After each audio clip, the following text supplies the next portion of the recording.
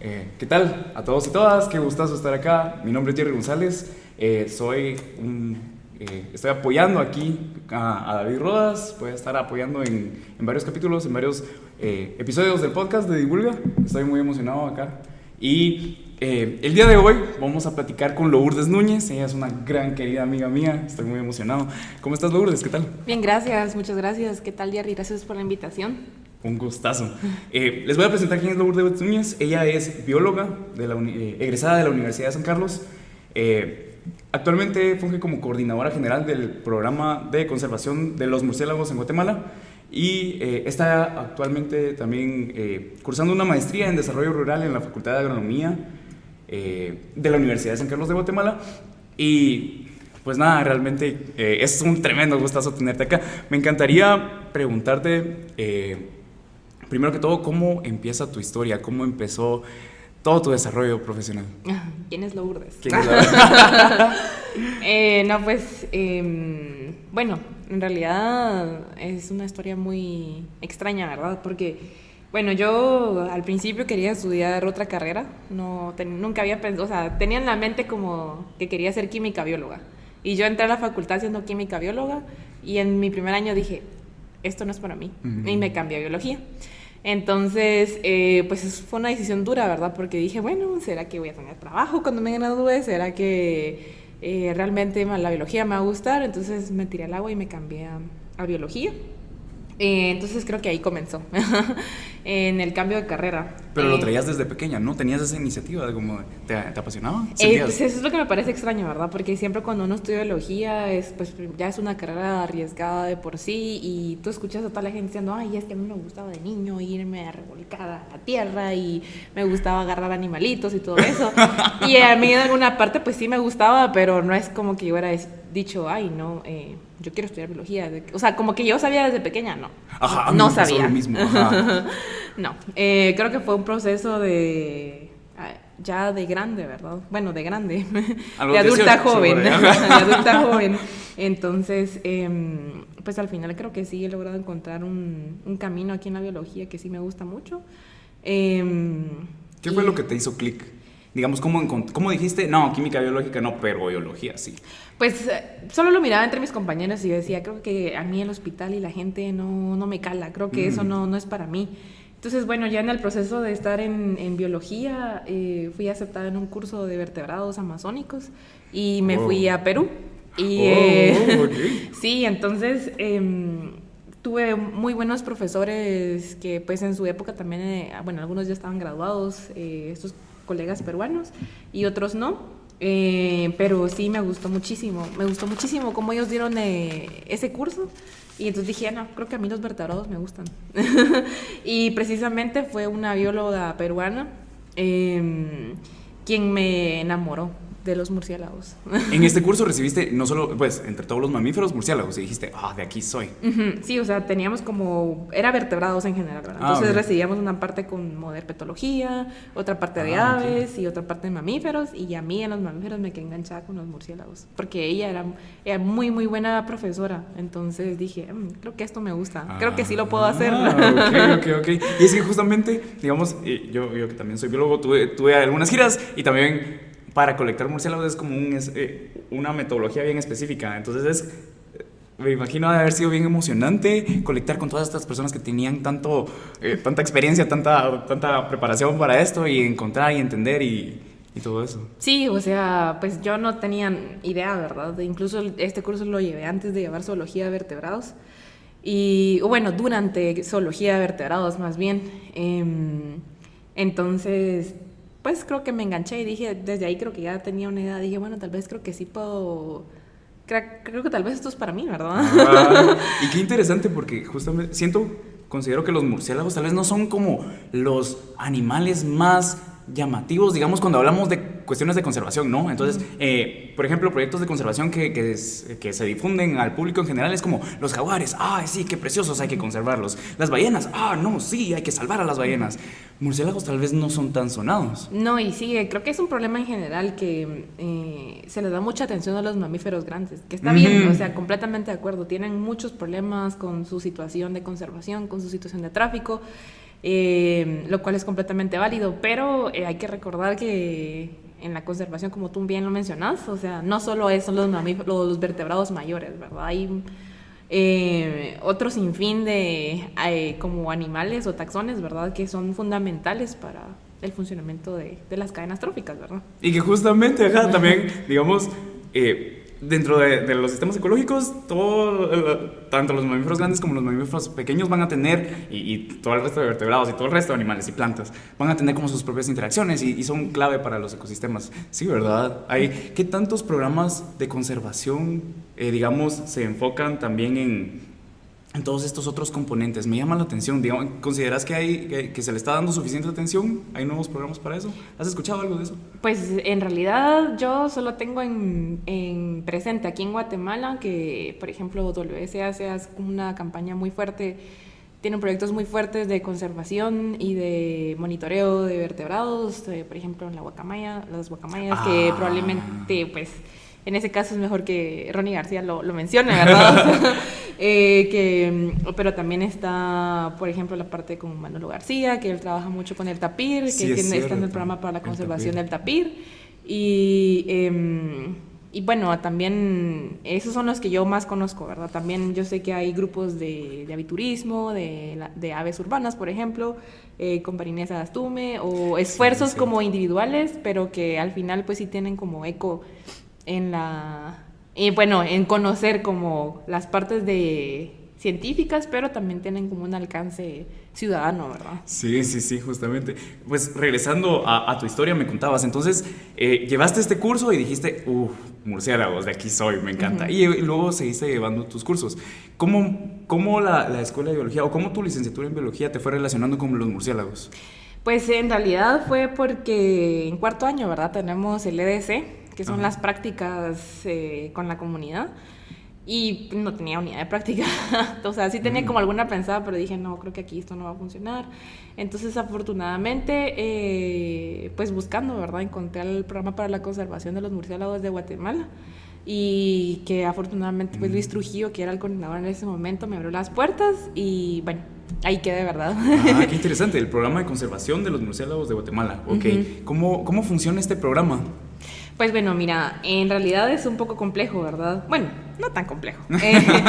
Existe como una jerarquía, en el que primero está la Red Latinoamericana y del Caribe para la conservación de los murciélagos, que su abreviatura es la RELCOM. Que la RELCOM pues es una sinergia entre los programas de conservación de murciélagos de cada país en Latinoamérica, que actualmente somos 24, y que va desde México hasta Argentina y Chile, ¿verdad? Entonces, bueno, por supuesto no todos los países tienen programa. Esto se solicita formalmente a través de la RALCOM, que de hecho Belice fue el último país en incorporarse. De estos 24 países. Sí, exacto.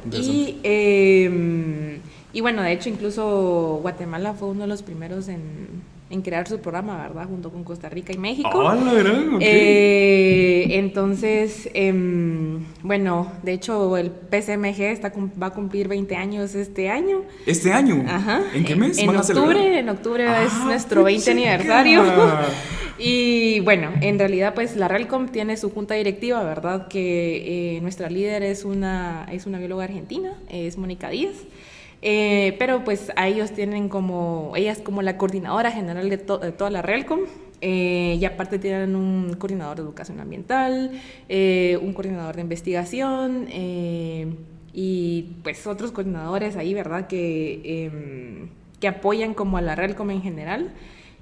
Como para tener siempre una sinergia entre todos los países para que no estemos tan desvinculados, porque bueno, cada país hace sus actividades, pero lo bonito de la RELCOM, ¿verdad? Es este apoyo latinoamericano que existe entre la red de países, ¿verdad?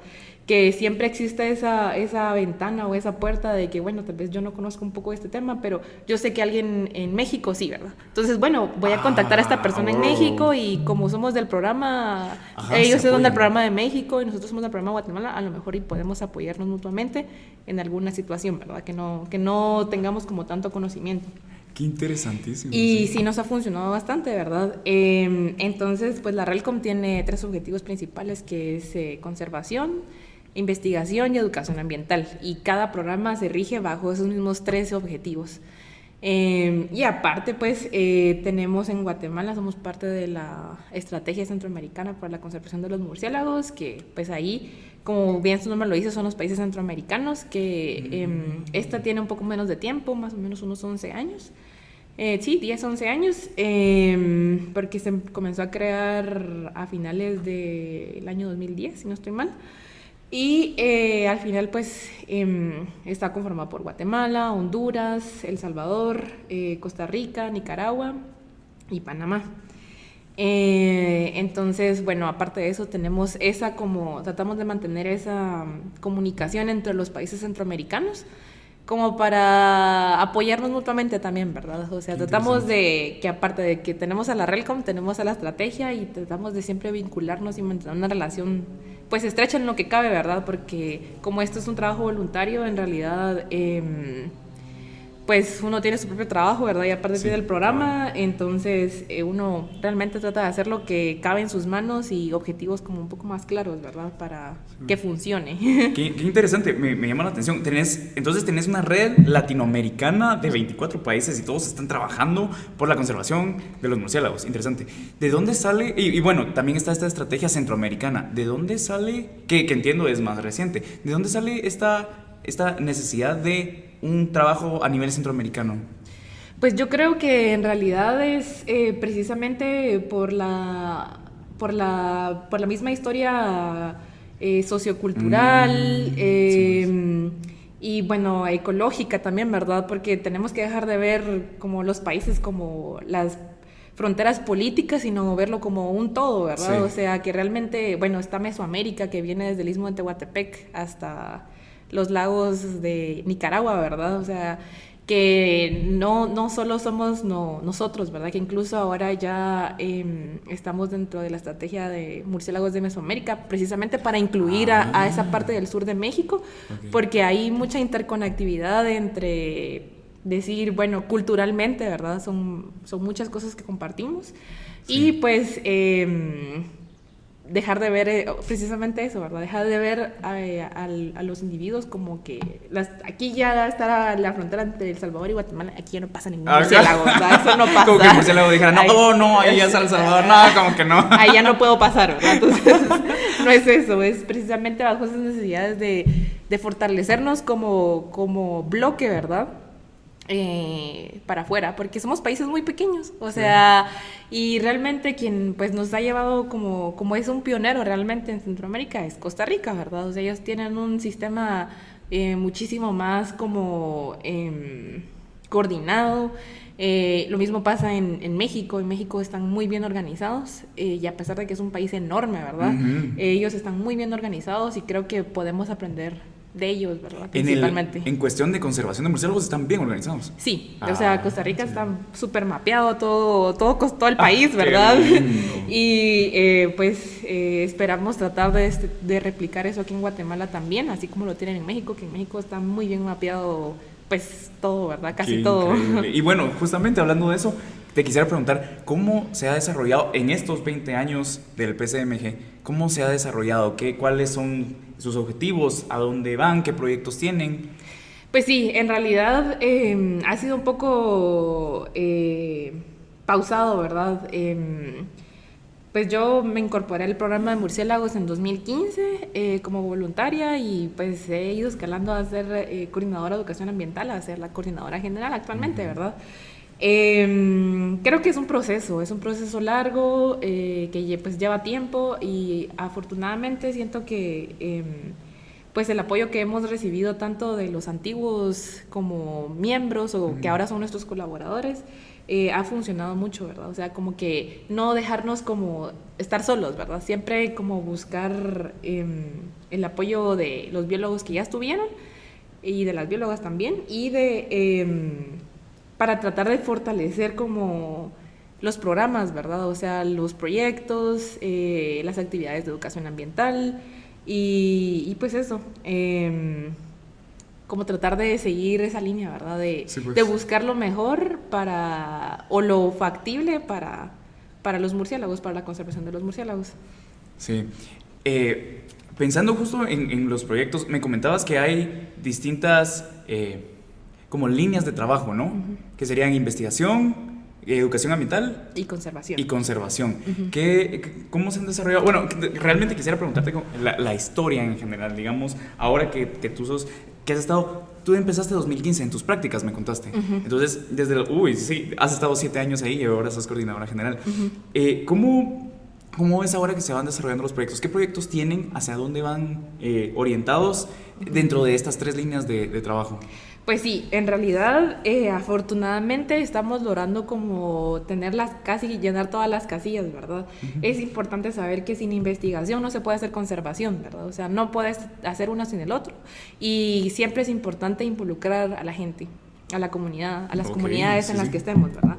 Por ejemplo, no voy a ahondar mucho en esto porque eso le correspondería a Ana Lucía, pero Ana Lucía Arevalo, que es nuestra coordinadora de educación ambiental actual, ella pues es una Nat Geo Explorer ahorita y su proyecto está enfocado principalmente en educación ambiental. Entonces, pues ella va a estar trabajando en el norte de Guatemala con comunidades quechí. Entonces, todo su proyecto va enfocado hacia educación ambiental. Por supuesto, ella va a tener un componente como de murciélagos de investigación, pero no es tan fuerte, ¿verdad?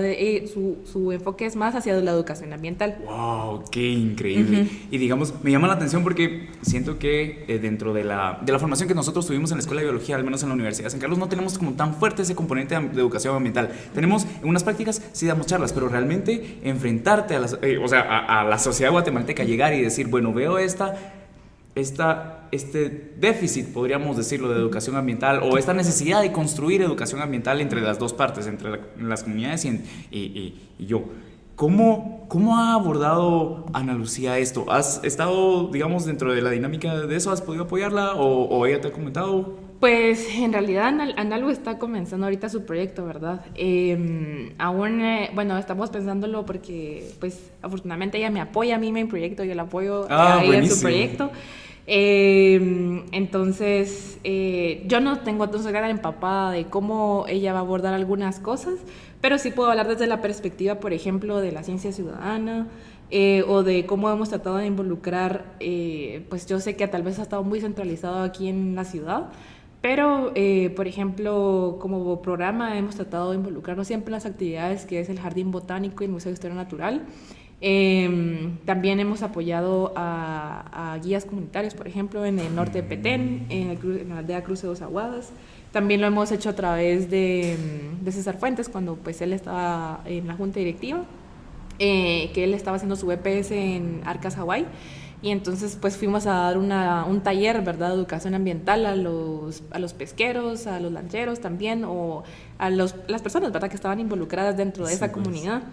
Entonces hemos tratado de tratar de asimilar la información y que sea digerida para el público objetivo que nos estemos designando, ¿verdad? Sí. Ya sea comunidades indígenas o comunidades pues en las áreas protegidas, o al público en general, así como aquí en la ciudad, o bueno, o niños o adultos jóvenes o adultos mayores, ¿verdad? O sea, siempre tratamos de que la información esté digerida, ¿verdad? Y que pueda ser al alcance de todos. Es un proceso que nos ha llevado mucho tiempo, pero espero que a finales de este año pues ya podamos generar como material, bueno, nuestra idea ahorita, ¿verdad?, es generar material de divulgación y educación ambiental en idioma quechí.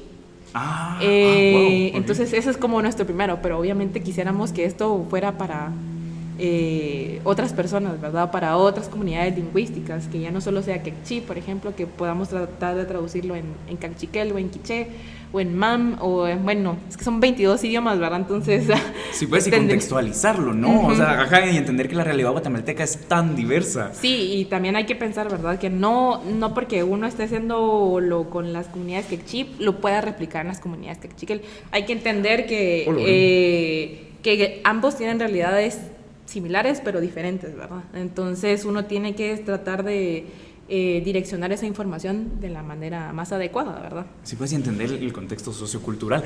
Wow, que la verdad me parece interesantísimo, porque es algo de lo que no estamos como tan acostumbrados a abordar. Siento, al menos dentro de la esfera en la que yo me he desarrollado, educación ambiental. Uf, es un tremendo reto. Te iba a preguntar, ¿qué desafíos han encontrado en el camino, ya que me contás de todas estas experiencias? Uy, pues hace un par de años tuvimos un problema, bueno, nosotros no, ¿verdad? Solo llegamos a apoyar. Una comunidad en Lanquín, Alta Verapaz, estaba siendo atacada por una incidencia de murciélago vampiro. Que este caso ya lo habían documentado bueno, un caso similar lo habían documentado en otro proyecto a cargo de Christian Cracker en Izabal. Entonces, bueno, afortunadamente el CONAP nos contactó. No estoy muy segura cómo estuvo la red, ¿verdad? Creo que fue de CONAP Alta Verapaz al CONAP Central, y del CONAP Central se comunicaron con María José Hernández, que en ese entonces ella estaba como coordinadora del programa. Okay. Entonces nos dijeron, fíjense que hay niños que están siendo atacados por murciélago vampiro. Y estaban siendo atacados, o sea, solo quiero preguntarte eso genuinamente. A ver, ¿en Guatemala tenemos murciélago vampiro? Sí, tenemos 2 especies. Tenemos, bueno, en Guatemala tenemos 104 especies, de las cuales 2 se alimentan de sangre. Pero no hay que satanizarlas, ¿verdad? O sea, creo que siempre existe esa satanización de que porque existe el murciélago vampiro común, todos se alimentan de sangre, ¿verdad? Y no debería ser así. Okay. En realidad, bueno, continuando con este problema, pues el problema del área era que, bueno, uno tiene que entender todo, ¿verdad? Este estudio de caso, bueno, ¿qué está pasando? ¿Qué? Tenemos que ir trazar una línea del tiempo para saber qué pasó para que llegáramos a esta situación. Porque un animal no va a llegar solo porque va a llegar, ¿verdad? Entonces, luego nos comentaron de que era una finca que pues tenían ganado y el ganado lo movieron. Entonces, bueno, ya estamos delimitando cuál es el problema, por qué está sucediendo esto. Y era porque tenían ganado, obviamente el murciélago vampiro llegaba a alimentarse del ganado. Okay. Y ahora que le movieron su alimento, ¿verdad? ¿Cuál era lo más cercano? Los humanos. ¡Oh, logrón!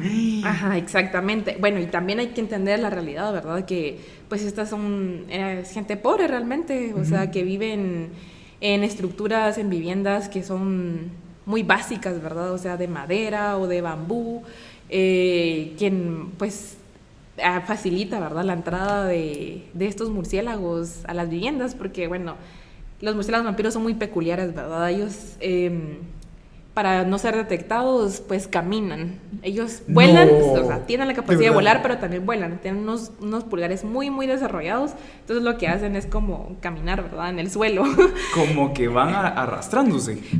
Es como que vieras sí, no arrastrándose. Ellos lo que hacen es usar sus patas traseras y sus pulgares para caminar. ¡Ah, qué lindo! Entonces, bueno, fue un problema, ¿verdad? Porque lamentablemente sí habían casos en los que las mujeres, bueno, las mamás detectaban al murciélago incluso en las cunas de sus bebés, donde pues lo que hacen es hacer como una pequeña cortada, y obviamente estos murciélagos, y a raíz de ellos realmente se desarrolló el anticoagulante.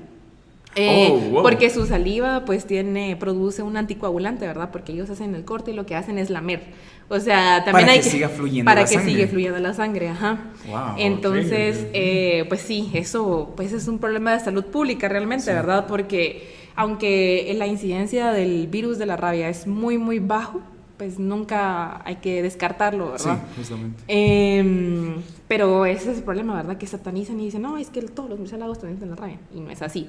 Sí, yo había escuchado eso de que el murciélago transmite la rabia. Pero realmente es más fácil que te transmita la rabia un perro de la calle que un murciélago. Sí, y pues, es recordar que es una cadena, ¿verdad? Que estos murciélagos son muy interesantes porque son altruistas, ¿verdad? O sea, ellos realmente, por ejemplo, si un murciélago vampiro no se alimenta una noche, se puede morir. Entonces, entonces lo que hace, como son altruistas, ¿verdad? Viene un compañero y dice, ay, no te alimentaste hoy, yo te voy a dar de la sangre de la que me alimenté. No te preocupes, compa, aquí estamos. Aquí estamos, ¿verdad? Entonces, lo que hacen es regurgitar esa sangre para dársela al otro murciélago, ¿verdad? Qué interesante. Pero entonces, por ejemplo, si digamos que ese murciélago se alimentó de un perro que tenía rabia, ¿verdad? Entonces el murciélago se le va a transmitir esa rabia. Y ese por darle el alimento a su compañero, posiblemente ahí hay una cadena donde... También le transmite la rabia. Ajá. Ok. Uh-huh. Son gregarios, viven en comunidad. Sí, ¿Todos los murciélagos? No, no todos los murciélagos. Algunos son solitarios, ¿verdad? Algunos otros son gregarios y depende, ¿verdad? Depende mucho de la especie. Clásico los bilones, ¿verdad? Siempre. Pero sí, en realidad depende mucho de la especie, ¿verdad? Porque hay algunos que son varios machos, o hay algunos que es un macho y son varias hembras. Entonces, y bueno, en la época reproductiva las hembras crean sus propias colonias porque son como sus guarderías, ¿verdad? Entonces todas están juntas. Y luego pues ya están las guarderías juveniles donde ya comienzan a dejar a los juveniles. Ellas van a buscar comida y ya... van a buscar a su murciélaguito para darles de comer. Puchica, y por supuesto depende de la especie, por lo que veo, pero es bien complejo toda la estructura social de ellos, ¿verdad? Sí, o sea, realmente como te digo, se sabe muy poco porque son más de 1400 especies a nivel mundial y se sabe muy poco del comportamiento, ¿verdad? De todas, pues, o sea, es imposible realmente saber el comportamiento de todas. De hecho, hasta, si no estoy mal, hasta el año pasado que en Costa Rica documentaron perfectamente el comportamiento sexual de una especie muy particular que se llama Centurio senex o cara de viejo. Y o sea, impresionante cómo ellos pues ya tenían como bien mapeadas las carpas de los murciélagos. ¿Las carpas? Ajá, que son como unas hojas, ¿verdad? Que ellos modifican para dormir. Literalmente son carpas para dormir. Sí, qué lindo. Pero ellos lo hacen con las hojas, ¿verdad? Entonces, eso está muy bien documentado en Costa Rica y en algunas partes de México también. Entonces, bueno, ellos ya tenían visto dónde estaban estos murciélagos y lo que hicieron fue instalar cámaras, ¿verdad? Entonces ya lograron documentar cómo era el apareamiento entre macho y hembra. Ajá. Y fue muy interesante y es la primera vez. Y un murciélago tan común. Entonces uno diría, bueno, ese es el murciélago más común, uno de los murciélagos más comunes. ¿Cómo serán todos los demás, verdad? No sabemos. Sí, pues, pregunta, y es una cuestión, recuerdo que, por ejemplo, en anfibios hay toda esta cuestión del amplexo, es un abracito que se abrazan para reproducirse. Los murciélagos, o este Centurio senex, ¿tenía algo similar? ¿Cómo es el apareamiento de ellos? Sí, igual, ¿verdad? Con coito, ¿verdad? Con penetración, pero son unos segundos y para afuera. ¿En serio?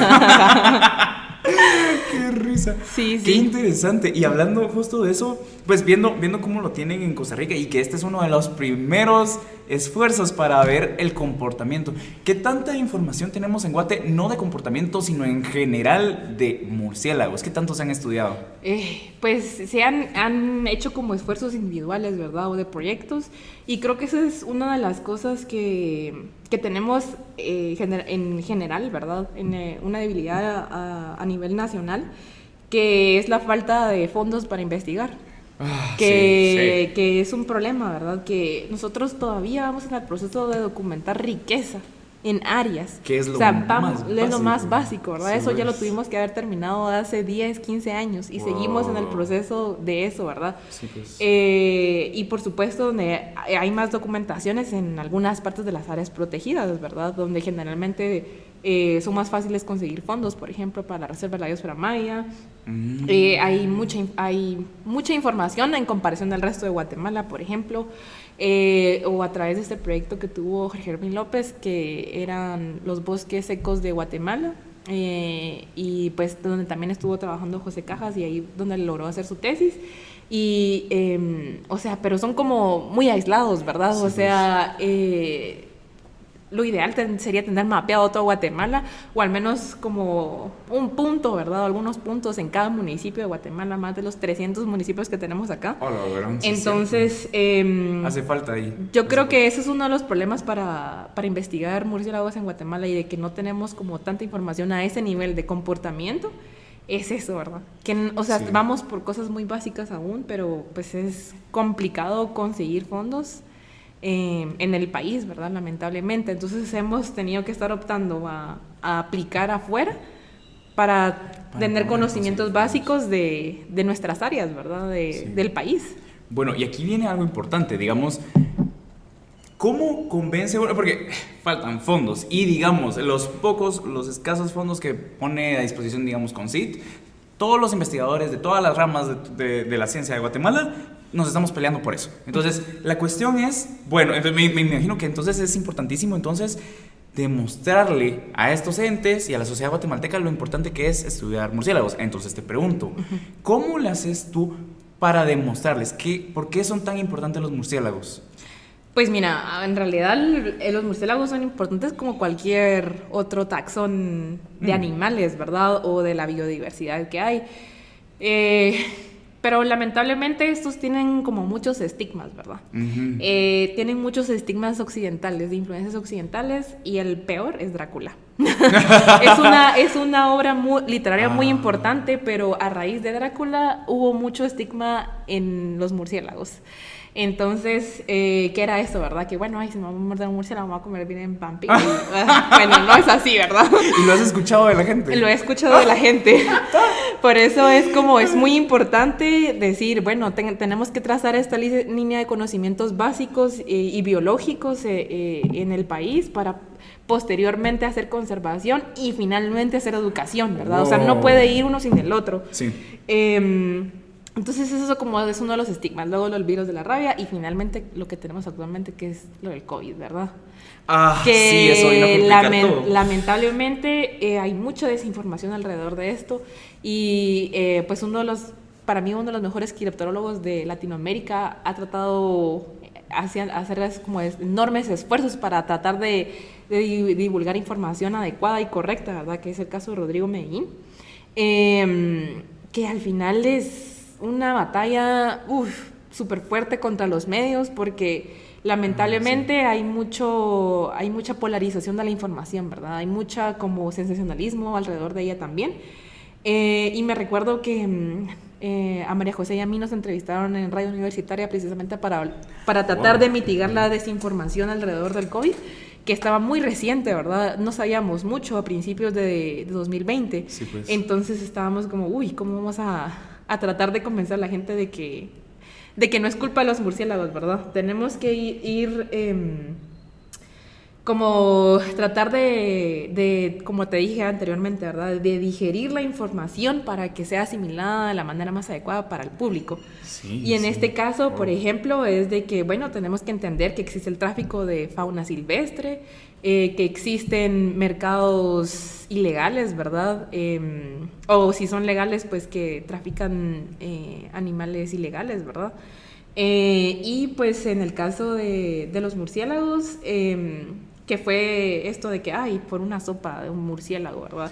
Y bueno, o sea, sí, no está bien como consumir carne silvestre, pero uno tiene que entender el contexto cultural de la gente, ¿verdad? Decir que es culpa de un grupo de personas porque se alimentaban de ellos es, yo diría, muy discriminatorio, ¿verdad? Porque tenemos que salir de nuestra realidad de decir que todos se van a alimentar como nosotros y esa no es la realidad, pues, sí, o sea, incluso en Guatemala hay mucho tráfico de vida silvestre, uno va a ciertos mercados del país y fácilmente va a encontrar monos aulladores, iguanas, monos araña, o sea, una cantidad bárbara de herpetofauna y de mamíferos principalmente, ¿verdad? ¿Murciélagos suelen estar también involucrados en el tráfico de fauna silvestre? Pues aquí en Guatemala, hasta donde yo sé, no. Okay. Pero, por ejemplo, en este caso que el foco de atención era en China, pues ellos culturalmente comen algunas especies de murciélagos, ¿verdad? Pero el problema es ese intercambio de líquidos que puede ocurrir entre los mercados húmedos que les dicen ellos, ¿verdad? Pero eso es solo una parte, ¿verdad? Eso es solo un componente. Hay que recordar que existe otro montón de presiones por la deforestación o por el cambio del uso del suelo, ¿verdad? O sea, estamos degradando nuestros bosques y esperamos que no nos pase nada. Pues no, ¿verdad? Esto viene en una cadena, o sea, tú le quitas el hábitat a alguien, tiene que buscar otro lugar para dormir. Y esto pasa mucho en la ciudad. Por ejemplo, como programa siempre tratamos de atender la mayor cantidad de rescates de murciélagos que podemos y si no podemos tratamos de asesorar a la persona de manera virtual. Pero, por ejemplo, muchos casos de murciélagos atrapados en techos en zona 15, por ejemplo, o en zona 16. Incluso acá en la ciudad, sí, pues. Sí, entonces, bueno, pero hay que recordar que cuántos parches boscosos nos quedan en la ciudad, realmente ya son los barrancos, ¿verdad? O sea, son muy, muy pocos los espacios verdes que tenemos para recreación y para albergar fauna nativa. Entonces, es un tema que va más allá de lo cultural, ¿verdad? O sea, sí, tenemos que tomar en cuenta que no solo es lo cultural, sino es la parte de degradación ambiental, ¿verdad? Es cierto, me acuerdo, digamos, bueno, y esta cuestión de que lo mucho que la urbanización trata como de alejarnos de la naturaleza cuando realmente es algo intrínseco. Por ejemplo, y me ha pasado varias veces que uno va caminando en la noche, digamos, me pasaba cuando iba en la U, y miras algo que pasa volando. O sea, en tu mente, ahora sé que son murciélagos y es como, ¡ah, qué increíble! Pero realmente estamos tan alejados de la escena. Creemos que estamos alejados de la naturaleza cuando la naturaleza, por supuesto, que está conviviendo con nosotros. No sabía esto, los casos de zona 15, de murciélagos que entran en techos, y me imagino la gente entra en crisis y dice, ¡ay, no, que no sé qué! Pero, sí. Ajá, también recuerdo de este caso que fue bien sonado, y fue porque justo era cuando empezaba la pandemia, tal vez, tú me corregirás, este caso que fue bien mediático, de que quemaron unos murciélagos que estaban adentro de una casa. No sé si te acuerdas que llegaron bomberos. Ay, sí, de hecho, como programa de murciélagos sacamos un comunicado que, bueno, es un problema estructural del sistema también, ¿verdad? Porque quien debería atender esos llamados en primera instancia, que me perdonen, es el CONAP. Ajá. Entonces, pero yo sé que el CONAP no se da abasto, ¿verdad? No se da abasto porque tiene un presupuesto muy, muy limitado también. Sí. Entonces, pues ahí entramos nosotros como PCMG, tratar de llenar ese vacío que deja la estructura institucional del Estado, ¿verdad? Ustedes llegaron a apoyar. Y en ese caso, pues nosotros no teníamos conocimiento hasta cuando ya ocurrió el desastre, ¿verdad? Y pues sí, es un problema, ¿verdad? Es un problema porque eso sigue perpetuando la desinformación. Sí. Y por supuesto, no fue culpa de los bomberos en ese caso, ¿verdad? O sea, es un problema de desinformación. Y esto precisamente se evitaría si tuviéramos más educación ambiental, que podría ser muy bien gestionada a través del Ministerio de Ambiente y del CONAP, ¿verdad? Entonces, o incluso de las alcaldías, ¿verdad? Porque cada alcaldía tiene una sección de medio ambiente, pero pues evidentemente un poco débil, ¿verdad? Para abordar como temas que afectan a la sociedad directamente. Sí, y la cuestión de lo importante que es la educación ambiental, digamos, en todos estos aspectos, ¿no? De cómo nos vamos a relacionar con la naturaleza que está tan presente en todos lados. Me llama mucho la atención, me parece increíble que el PCMG esté justamente llenando esos espacios que tanto necesitamos. ¿Cuál sería el enfoque, ahorita que están haciendo estos sondeos? Bueno, entiendo que están haciendo sondeos de riqueza en distintos puntos, ¿no? Pues más o menos, ¿verdad?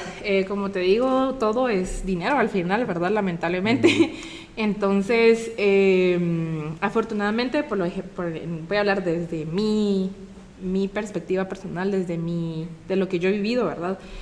Pues es de ir haciendo un poco los espacios, ¿verdad? En el caso de el área de Guatemala, del área metropolitana, pues, por ejemplo, María José Hernández hizo su tesis basada en los murciélagos de los bosques interurbanos, y yo pues la apoyaba. Ahí fue donde dije, bueno, ella me orientó, ¿verdad?, en cómo hacer la adecuada manipulación, cómo utilizar las técnicas, en este caso eran de redes de niebla, y pues yo saqué mi investigación de mi EDC aprovechando los datos de su tesis, ¿verdad? Y posteriormente dije, bueno, ¿dónde voy a hacer mi EPS? Y afortunadamente Manolo en el CDC me abrió las puertas y me dijo, sí, está bien, tú puedes investigar murciélagos en la RBM, pero tenés que hacer tu jornada en la mañana y, o sea, te doy permiso y lo puedes hacer, pero no tenés que faltar a tus obligaciones de la mañana. Dije yo, está bien, muy bien. Y ahí fue donde comencé bueno, yo colocar redes de niebla, por lo menos en la Reserva de la Biosfera Maya, ¿verdad? En algunos lugares que yo sabía que, por ejemplo, solo Sergio Pérez había ido antes, ¿verdad? Entonces había mucho tiempo donde no se había investigado como tan a profundidad estos murciélagos. De la Reserva de la Biosfera Maya. ¿Podrías describirnos un poquito cómo es este proceso de colecta? Decías redes de niebla. ¿Cómo son las redes de niebla? Pues bueno, éticamente no hay que hablar tanto de los procesos, ¿verdad? ¿Cómo se llama? De cómo se capturan. Pero sí, para darte una idea general, ¿verdad? Existen diferentes técnicas. Y, por ejemplo, bueno, he utilizado varias técnicas, en este caso fueron las redes de niebla, que son para captura directa de murciélagos, pero como solo llegan a la altura del sotobosque, se podría decir, es como un grupo limitado de murciélagos el que vas a poder capturar ahí, a menos que tengas mucha suerte y te caigan otras familias de murciélagos en las redes, ¿verdad? Entonces, bueno, yo en este caso utilicé redes de niebla porque era lo que tenía realmente, ¿verdad? Ok. Pero hay otras técnicas que ahora estoy implementando en mis proyectos actuales, que es el uso de bioacústica, y que es un método no invasivo, y aparte el uso de una trampa de arpa, que esas son generalmente exclusivamente casi que para el uso de cuevas o para bosques cerrados, ¿verdad? Cuando hay como un pasillo cerrado en un bosque, se pueden colocarlas ahí, que son generalmente métodos que utilizan mucho en Estados Unidos y en Europa. Redes de arpa. Son trampas de arpa, ¿sí? Trampas de arpa. Trampas de arpa. Qué interesantísimo.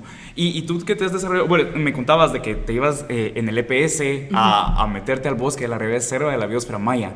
Y bueno, trabajar con murciélagos, qué intimidante. O sea, y es de noche, porque por supuesto los murciélagos sí, a veces son nocturnos.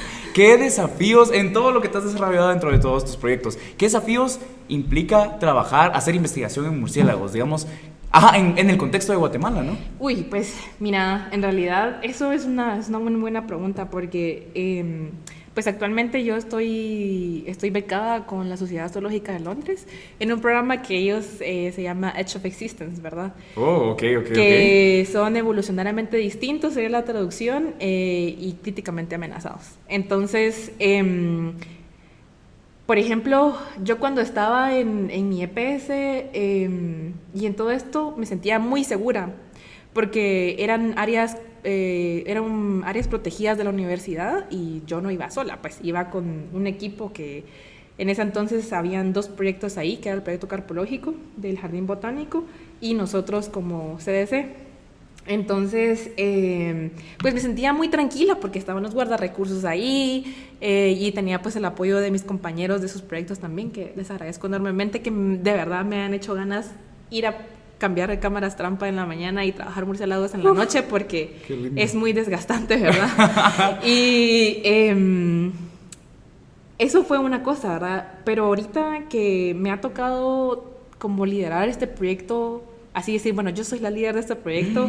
¡Qué tremenda! O sea, qué increíble. Y yo tengo que gestionar todo. Ha sido un desafío muy importante, creo yo, en mi corta carrera como bióloga, porque me recuerdo que nunca nos han hablado de un sistema de protección o de decir, bueno, qué hacer en caso de una emergencia. Es una cosa, ¿verdad? Porque sí, trabajar de noche es complejo, o sea... en el bosque, en el bosque o en el área en el que estés, que uno, por ejemplo, que está fuera del sistema de áreas protegidas del CONAP, por ejemplo, ¿verdad? Es decir, que no tenés al alcance de esos guardarrecursos que uno siempre tiene, o sea, están en esa burbujita, sí, ¿verdad? O sea, que decir, bueno, aquí lo más que me va a pasar es que me salga, no sé, un coche de monte, un tapir o un jaguar, pero en la realidad fuera del sistema de áreas protegidas es muy desafiante porque, bueno, aquí ¿qué me va a pasar? Que tal vez me puedo accidentar y tal vez alguien no me pueda auxiliar, o decir, ay, no sé, aquí tal vez me va a salir un hombre aquí o una persona que me va a atacar, yo no sé, ¿verdad? Sí, a pesar de que, bueno, digamos que estoy trabajando la mayoría en fincas privadas, pero siempre existe ese temor, ¿verdad? Definitivamente. Entonces, en este programa de Edge, uno de los temas que tocaron que era muy importante era como, por ejemplo, decir, bueno, ¿qué pasa si te acosan sexualmente? ¿Qué pasa si existe un problema con alguien de la comunidad? ¿Qué pasa si, o sea, como muchos escenarios que a veces uno no se pone a pensar en ellos, ¿verdad? Y uno dice, ay, qué lata, pues, porque... tal vez yo no tendría que tomar tantas precauciones si fuera hombre, ¿verdad? Sí. Que uno a veces da por sentado. Yo decía, en mi equipo yo solo quiero tener mujeres, decía yo. Y de hecho, así comencé. O sea, solo eran mujeres. Pero, lamentablemente, vivimos en un sistema, pues, patriarcal, ¿verdad? Y machista, y principalmente en Guatemala, sí, que en el interior es un poco más difícil, ¿verdad? Porque...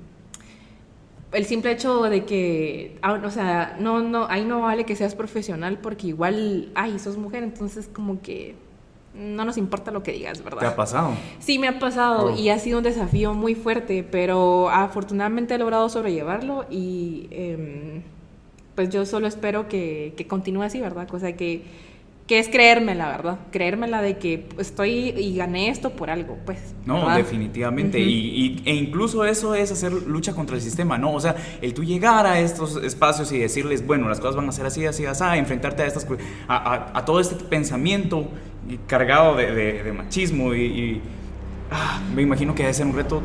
Sí, y creo que tal vez esa parte de no imponer, ¿verdad? O sea, no es decir, yo como aquí soy la profesional, yo vengo a hacer esto y ustedes tienen que hacerme caso. Y no es el caso, ¿verdad? Uno tiene que aprender a gestionar, uno tiene que aprender a entender la realidad local de lo que están viviendo ahí, precisamente para no caer en la imposición. Que uno tiene que ser empático y también tratar de entender esa realidad y decir, bueno, ¿cómo voy a hacer para que esto funcione a mi favor, ¿verdad? O sea, como es un poco de dar, pues, o sea, sí. no puedo llegar y ser como soberbia y decir, esto es lo que tienen que hacer, porque precisamente ese tipo de imposición es la que siento yo que ha evitado que nuestros sistemas de áreas protegidas funcionen adecuadamente, ¿verdad? Ah, tenés razón. Sí, pues como esta cuestión de construir en vez de llegar a imponer. También te quería preguntar, ¿qué desafíos has visto tú como mujer científica, desarrollándote en el contexto de la sociedad guatemalteca? ¿Qué desafíos has tenido a la hora de aplicar a fondos internacionales, nacionales o a la hora de desarrollar tus investigaciones, de hacer ciencia acá en Guate? Pues en realidad sí es una brecha de género muy grande, ¿verdad?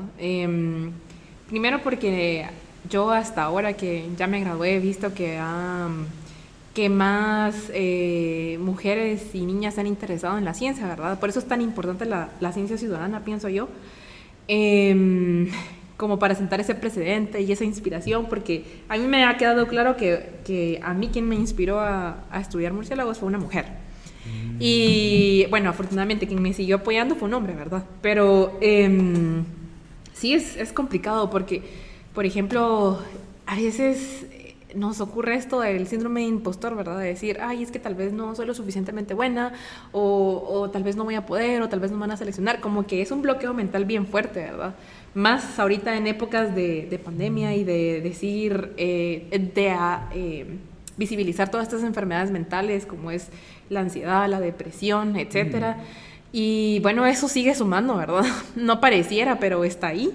Y decir, bueno, al final dije, bueno, yo voy a aplicar y yo estoy segura de mi aplicación y, bueno, lo voy a mandar, ¿verdad? Pero el primer paso es como decir, bueno, ya, o sea, yo sé que es complicado, pero igual voy a aplicar. Y me recuerdo que eso incluso me lo decía mi cuñada, que ella es ingeniera química, y me decía, mira, es que a veces el problema es de que tal vez no tenemos creemos que no tenemos las competencias porque me hacen falta 2 competencias, no sé, para aplicar un trabajo. Pero un hombre siempre aplica, aunque solo tenga 2 de las 10 competencias que te están pidiendo ahí. Y por eso es que los contratan más, me dice, porque tienen como decir, no cuentos, ¿verdad? Yo voy a mandar y ya si aplico, pues enhorabuena, y si no, pues no. Y sí, entonces yo dije, bueno, entonces sí, yo voy a comenzar a aplicar, aunque tal vez en mi cabeza no tengo todas las competencias que me están pidiendo, pero al final pues sí, ¿verdad? Y afortunadamente siento yo que estos programas internacionales lo que buscan es la diversidad precisamente. Por ejemplo, en EDGE siempre priorizan a las mujeres y a la comunidad LGTBQ+. Y algunos dirán, ay, pero entonces eso no es equidad y que no sé qué, pero en realidad la mayoría de veces pues son hombres, ¿verdad? Los que están representando a alguna rama de la ciencia. Siempre vas a saber de algún hombre, pero muy pocas veces de una mujer. Los hombres siempre han tenido la oportunidad, siempre hemos tenido la oportunidad, es cierto, no, y sí. Es el sistema, o sea, justamente es el sistema el que te ha implantado estas ideas como de, como tenés que esforzarte más, o con lo que decías, que te decía tu tía, de que mi cuñada. Tu cuñada, de que no, pues si no tengo todas las características no voy a aplicar, pero justamente, o sea, considero, sí, es el sistema el que te dice como no te la creas, o tú no sos suficiente. Y en realidad, pues, incluso durante el proceso de ejecutar mi investigación aquí, a veces sí yo digo, ay no, yo no me puedo creer que estoy haciendo todo esto, o me pongo a filosofar conmigo misma y digo, ay, de verdad, yo no puedo creer que yo gestiono y digo, bueno, tengo que gestionar con la municipalidad de que, mire, tengo que ir a estos otros lugares, necesito que me apoye para esto y esto y esto. O, bueno, en el presupuesto, ahorita que, bueno, con el alza del petróleo, ¿verdad? Que sí, bueno, uy, ¿cómo lo voy a hacer para mitigar ese problema, ¿verdad? Económico y esas cosas. Entonces, al final digo, no, hombre, pues sí, ¿verdad? O sea, sí, yo lo estoy haciendo, ¿verdad? Yo soy la que lo estoy haciendo. Y, o sea, ¿qué era lo que te decía, verdad? Que cuando yo estaba de PS, pues me sentía como muy acogida y muy tranquila, porque no era yo quien tenía que gestionar nada de esto. Yo solo me preocupaba por llevar mi ropa de campo, por llevar mi carpa, por llevar mi comida y nada más.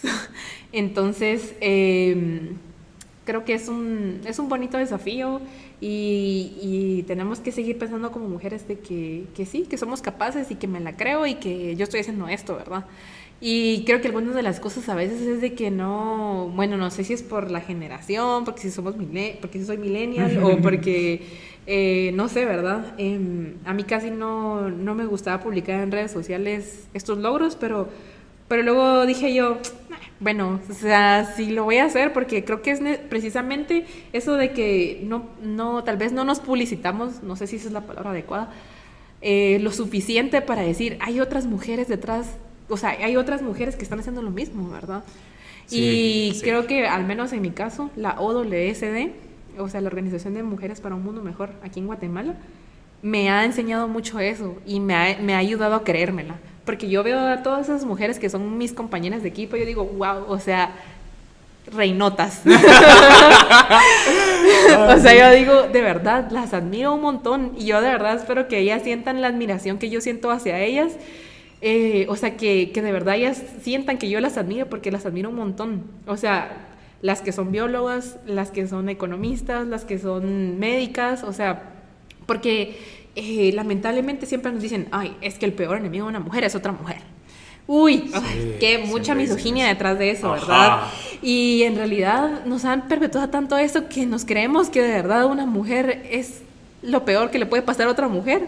Y a mí ha sido todo lo contrario, ese proceso de desconstrucción, es decir, esta mujer ha sido lo mejor que me ha pasado porque ella me entiende, ella sabe todo, o sea, ella sabe qué es sufrir en el sentido de que es luchar contra los estigmas, ¿verdad? De decir, ay, es que como es mujer seguramente no sabe. O porque es mujer seguramente no lo va a hacer bien. O porque es mujer va a dejar que sus emociones se interpongan en un proceso de ejecutar bien algo. Y nada que ver, pues. O sea... y ellas que se han tenido que enfrentar, ¿no? A todos estos desafíos, a todos estos estigmas, a todos... Y tú que también lo estás haciendo, justamente dirigiendo todos estos proyectos, es luchar contra corriente, contra un sistema heteropatriarcal que te dice como, no, tú no puedes. Entonces, solo existir y plantearte y desarrollarte y gestionar... Eso es pronunciarte, eso es increíble. Pues yo tal vez no me considero un líder antipatriarcal o algo así, ¿verdad? Pero trato de hacer lo que puedo en mi espacio, ¿verdad?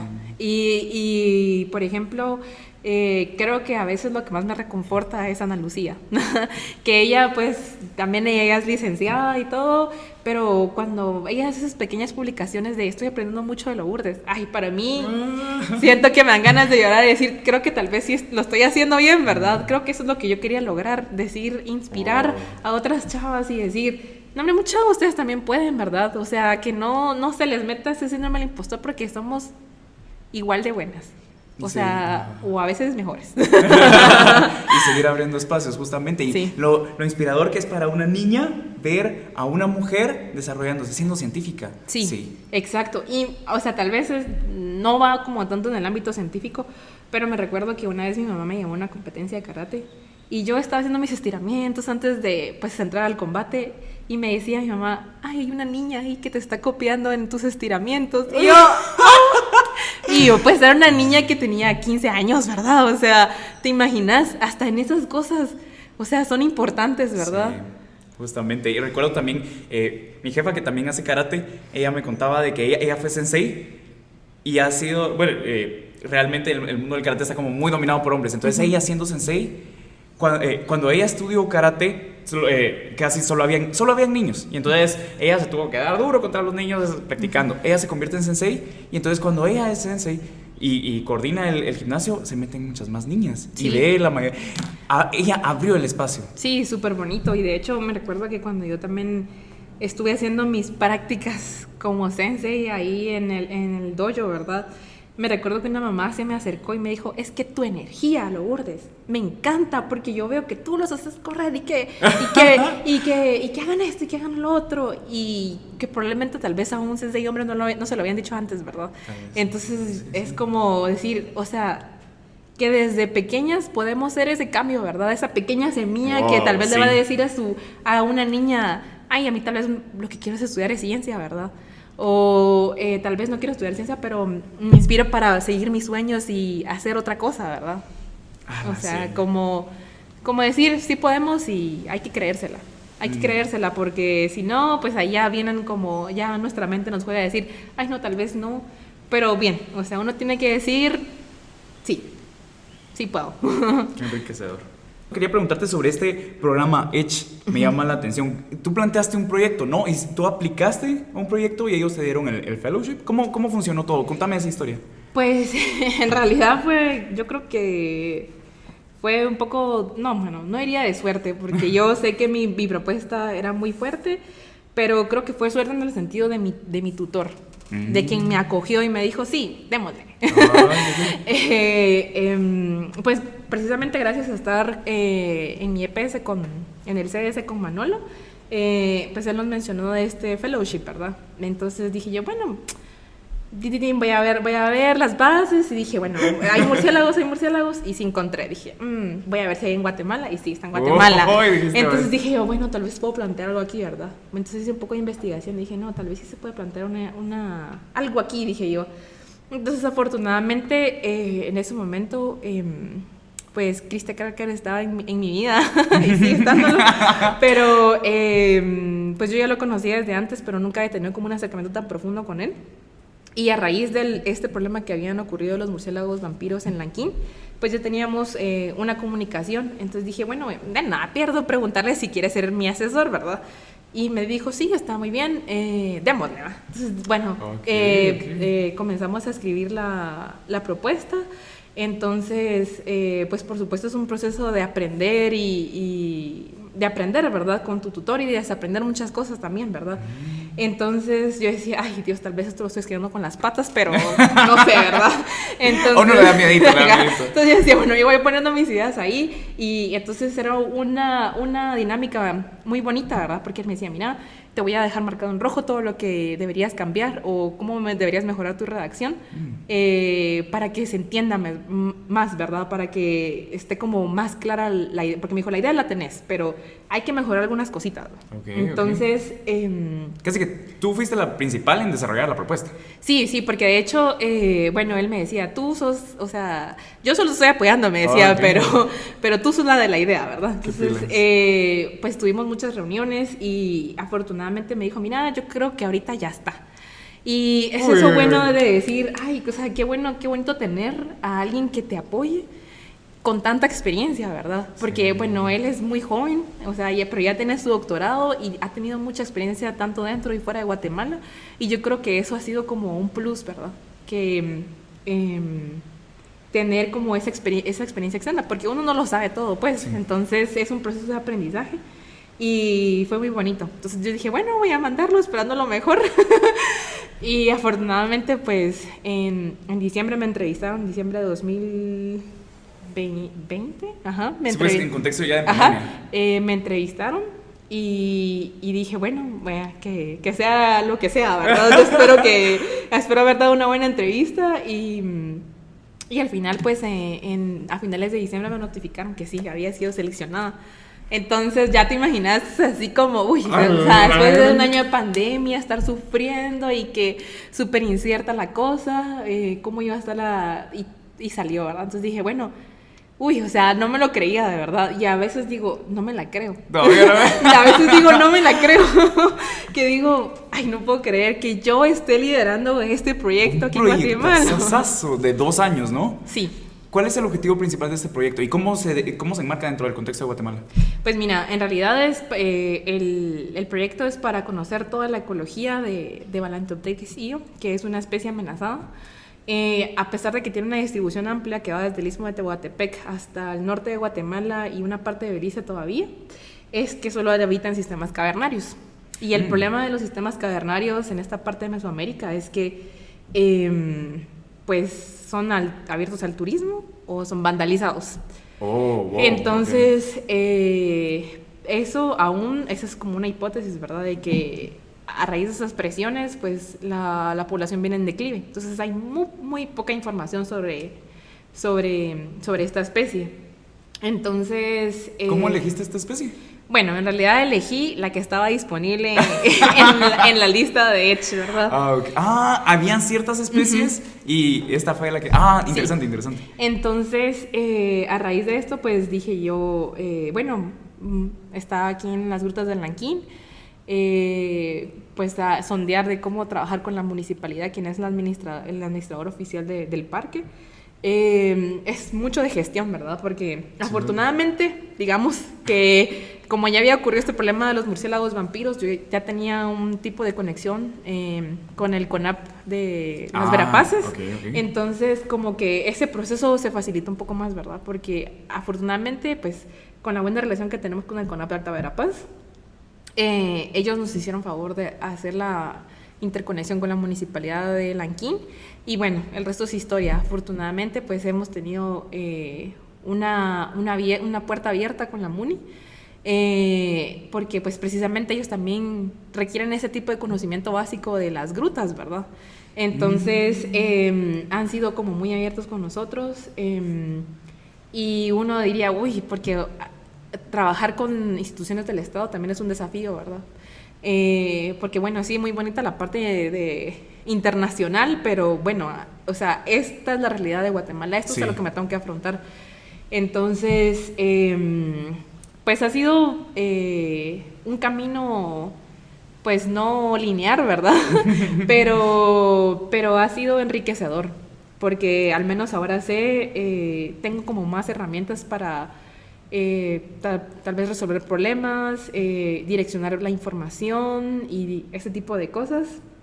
Entonces, en realidad yo estoy investigando todo, ¿verdad? Todo alrededor de esta especie que va desde cuántos individuos probablemente hay dentro de las grutas, cuáles, como en qué época se estarán reproduciendo, cuál es la proporción de, por ejemplo, de abundancia relativa entre sexos, ¿verdad? Dentro de la cueva, o cuál es la proporción de la abundancia, cuál es la abundancia relativa de esta especie con todos los demás que habitan dentro de las grutas, ¿verdad?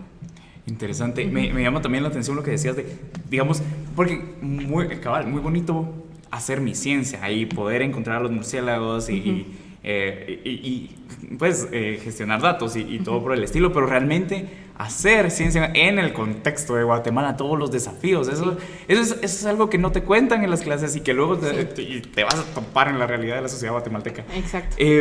Hace poquito vi justo que tuiteaste una foto con el primer individuo que habías colectado de esa especie y que me imagino lo emocionante porque es una especie en peligro de extinción, ¿no? O sea, la cuestión es tú, a ti te estoy buscando. ¿Qué sentiste en dónde lo encontraste y qué sentiste? ¿Cómo fue ese momento? Bueno, en realidad todo el trabajo de las cuevas es directamente en las grutas del Lanquín, en el Parque Nacional de las Grutas del Lanquín. Y sí, o sea, fue súper emocionante porque ya los habíamos visto en una de las recámaras de la cueva y yo estaba como, es que tiene que ser ese. Yo dije, si no es ese, yo no sé qué voy a hacer, dije yo, ¿verdad? Lo viste de lejos, dijiste tú sabes. Y bueno, es que pues por cada familia hay algunas características muy peculiares, ¿verdad? Pero yo decía, ese tiene que ser. Yo le tomé varias fotos.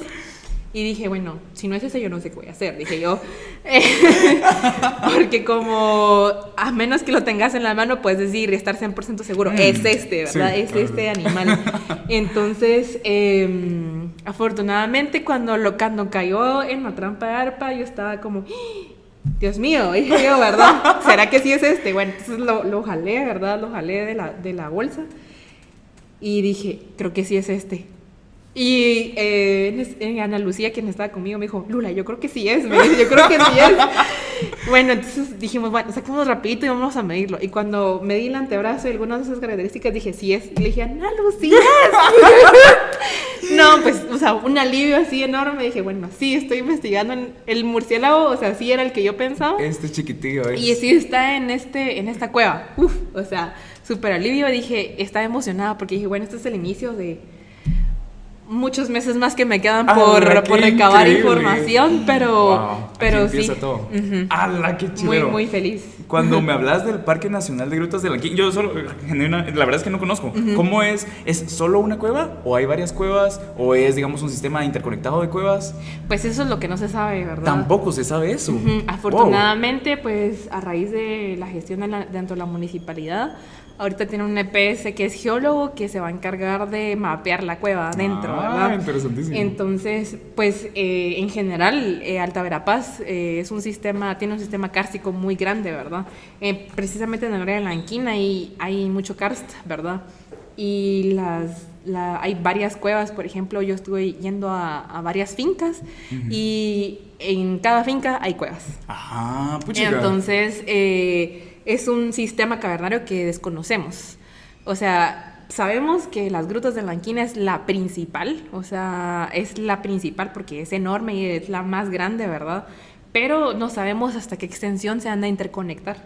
Eso no lo sabemos, sí, pues. Pero espero yo que a raíz de que este chico geólogo esté ahí, pues ya se sepa un poco más, ¿verdad? Me llama la atención. Yo una vez he ido a una cueva, ahí justamente en Lanquín, tal vez. Recuerdo que era en una de las Verapaces. Qué malísimo, yo debería saber eso. Pero bueno, la cuestión es, entré a esa cueva que es como subterránea, ¿no? Cueva. Uh-huh. Tal vez fueron las de Candelaria. Probablemente, que es un gran espacio. Todas las cosas son así, ¿no? Ni te voy a poder decir dónde. Pero la cuestión es, entré a esa cueva, fue una experiencia interesantísima. Pero la pregunta es, en las grutas de Lanquín, ¿es como se mira en las películas o en la tele? Yo, o sea, solo tengo esa experiencia de esa cueva y era como un espacio, pero era cerrado. O sea, solo entrabas y había un tope y no había dónde más ir. Pero en las películas se ve que en las cuevas hay como que está interconectado. En las grutas de Lanquín a las que has ido, ¿cómo es entrar a esta cueva? ¿Cómo es esa experiencia? Ay, pues es impresionante, ¿verdad? O sea, ¿sí? Los sistemas cavernarios creo que están... no son apreciados, pero son muy interesantes. O sea, son otros como...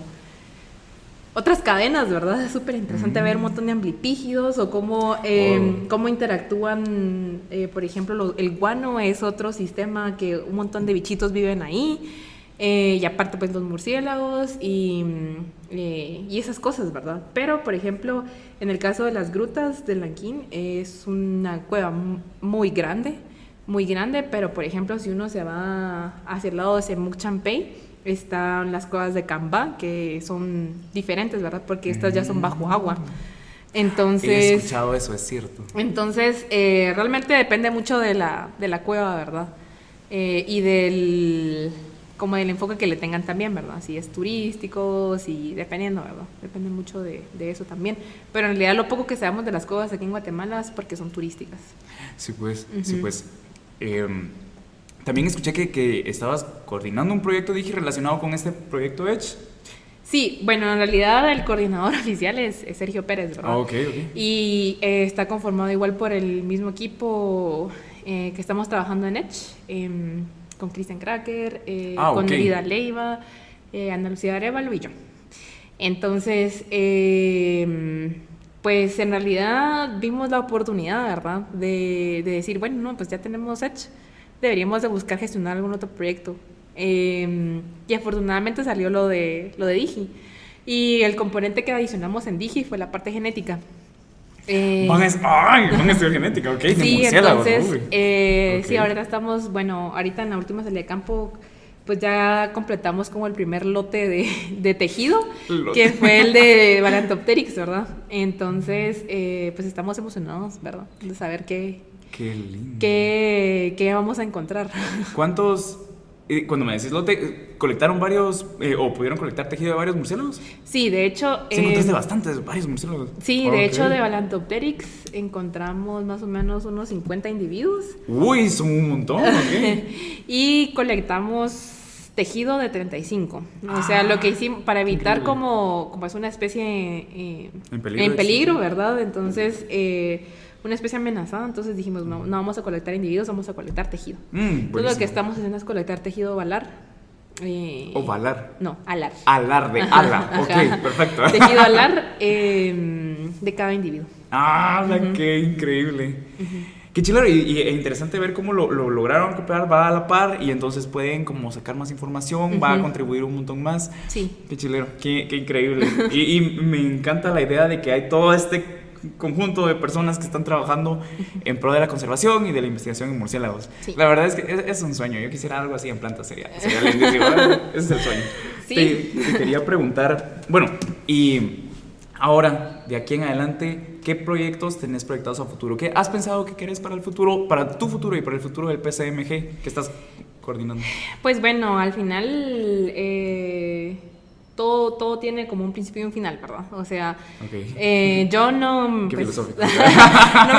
no me puedo, o sea, tenemos como un límite, ¿verdad? Hasta dónde más podemos hacer.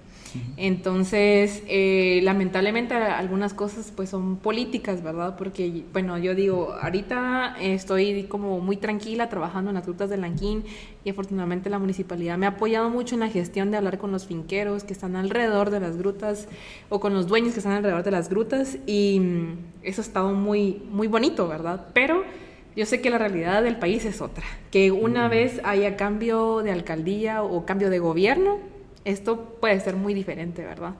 Entonces, lamentablemente no solo depende de mí, sino depende de la política del país.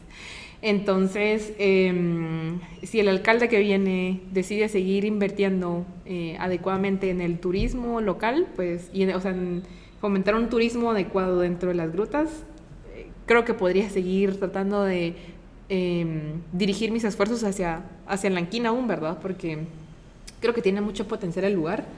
Y pues a título personal me encantaría seguir gestionando proyectos dirigidos hacia las Verapaces, ¿verdad? Pero bueno, realmente por eso decidí también estudiar una maestría en desarrollo rural, porque siento que me hacía falta ese componente de realidad nacional, de cómo tratar esa realidad nacional, que bueno, vivimos en una burbuja en farmacia, ¿verdad? Que a pesar de que es la única universidad pública, la San Carlos, pero sigue estando como muy encajonado esa realidad que vivimos en la facultad, por ejemplo. Otra realidad muy distinta a la que se vive en el interior, que es donde vamos a trabajar como biólogos y queremos ser biólogos de campo, ¿verdad? O sea, es como tratar de buscar digerir esa información, ¿verdad? O sea, de cómo dirigir esos proyectos hacia allí. Y era lo que te decía, ¿verdad? Siempre tiene que surgir de la comunidad para afuera, no de llegar a imponer, porque si no, eso está dirigido al fracaso realmente. Sí, justamente. Entonces, creo que pues yo esperaría, bueno, ¿verdad? Graduarme de mi maestría y si puedo seguir en el PCMG, continuaré.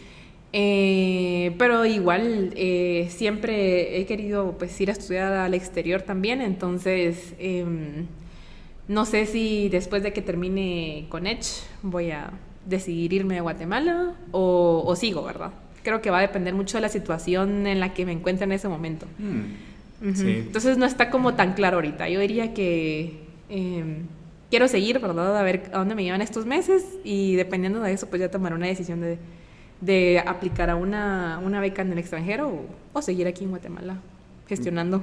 Me encanta que pues al menos en lo personal hacer ciencia en Guatemala es un sueño, desarrollar un proyecto. Yo siento que tú estás cumpliendo el sueño, amiga, de verdad, qué increíble. Pues de verdad me hace muy feliz escuchar toda tu trayectoria, qué increíble, y me emocionan todos los frutos que estás sacando de esto. Muchas gracias. ¿Algún mensaje final que quisieras dejar a todos nuestros oyentes, a nuestros... Sí, a nuestros... Pues nada, ¿verdad? De que no es imposible, pero igual, ¿verdad?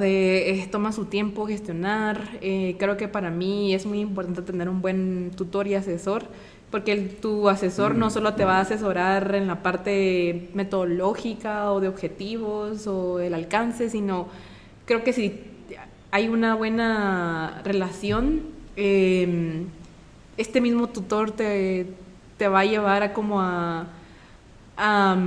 tener como buenas relaciones en tu vida, ¿verdad? O sea, en el sentido de que, ay, mira, o sea, tal vez yo me siento muy desgastada o esto está pasando, entonces como que al final también es como tu psicólogo, ¿verdad? Porque, o sea, como que te ayuda a decirte, mira, o sea, no te quemes, o hace esto, Sí. o puedes hacer esto otro, o está bien, ¿verdad? Entonces creo que eso es es una de las cosas más importantes, diría, tener un buen tutor y un buen asesor, ya sea en la tesis, en el EPS o en Para la la vida. investigación que uno vaya a tener, es fundamental. Y creo que tenemos que comenzar a ver la ciencia también, pues desde la parte local, ¿verdad? O sea, afrontada o alineada a la realidad nacional en la que estemos, ¿verdad? O en el contexto en el que estemos. Que lamentablemente no es como nos lo pintan 100% dentro de la escuela, ¿verdad? Que pues lamentablemente no todos tenemos esa oportunidad de decir, bueno, voy a ser profesor o voy a dedicarme a la academia al 100%, ¿verdad? No, eso no pasa en la realidad y pues tratar de gestionar, ¿verdad? Ver bien como los objetivos del programa que vayas a gestionar, creo que es fundamental. Porque a veces la propuesta puede ser muy buena, pero si no está alineada a lo que desea el programa que te va a patrocinar, no va a pasar. Sí. Y bueno, afortunadamente siento yo que nuestros profesores dentro de Edge han sido muy buenos, son muy empáticos también. Creo que eso nos falta acá en el país, una empatía. Decir que mi realidad es diferente a la de la otra persona, o que mis conocimientos están limitados a los de la otra persona, ¿verdad? O sea, que yo no lo sé todo y que pues nunca lo voy a saber todo, ¿verdad? Pero voy a tratar de informarme para no caer en la imposición o en la desinformación. Es una visión muy humana y de cómo deberíamos construir la ciencia. Me agrada muchísimo. Si alguien tuviese alguna duda sobre murciélagos o si quisiera contactarse con el PSMG, ¿en dónde podemos encontrarte a ti o al PSMG? Pues bueno, en realidad siempre dejamos el canal abierto para el PSMG. Estamos en todas las redes sociales como sots.psmg o sotspsmg. ¿SOTS se escribe? ZOTZ. Ok, SOTS PSMG. Que de hecho SOTS significa murciélago en maya.